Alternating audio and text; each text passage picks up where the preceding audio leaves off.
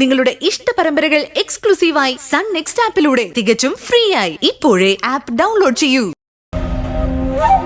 ഗിരിയൻ എന്തായാലും ഗോപാലിനെ കൈവിടില്ലെന്ന് എനിക്ക് മനസ്സിലായി. ഈ കുടുംബത്തെ തകർക്കുന്നതിൽ നിന്നും അയാളെ തടയാൻ എനിക്ക് ഈ ജോലിയിൽ തുടർന്നേ പറ്റൂ. ആ ശരി, ഞാൻ ഇന്ന് മുതലേ ഗോപാൽജിക്ക് വേണ്ടി ജോലി ചെയ്യുന്നത് നിർത്താം. നീ ജോലി രാജിവെക്കോ?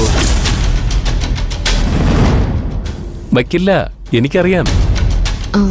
അത് പിന്നെ ആ ജോലിക്ക് നിന്റെ അച്ഛന്റെ ജീവന്റെ വിലയുണ്ട്.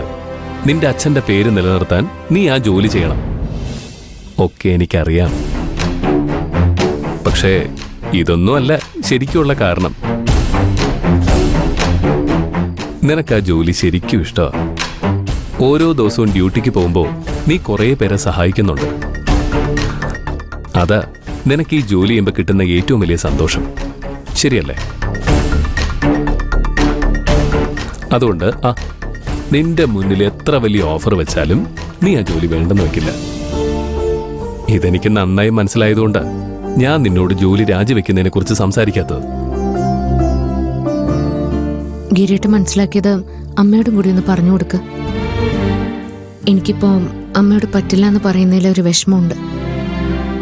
എനിക്ക് അമ്മയെ ധിക്കരിക്കാനുള്ള ഉദ്ദേശമൊന്നുമില്ല. പക്ഷേ എനിക്കിത് ചെയ്തേ പറ്റൂ. എന്റെ അവസ്ഥ നിങ്ങൾ എല്ലാവരും ഒന്ന് മനസ്സിലാക്കണം.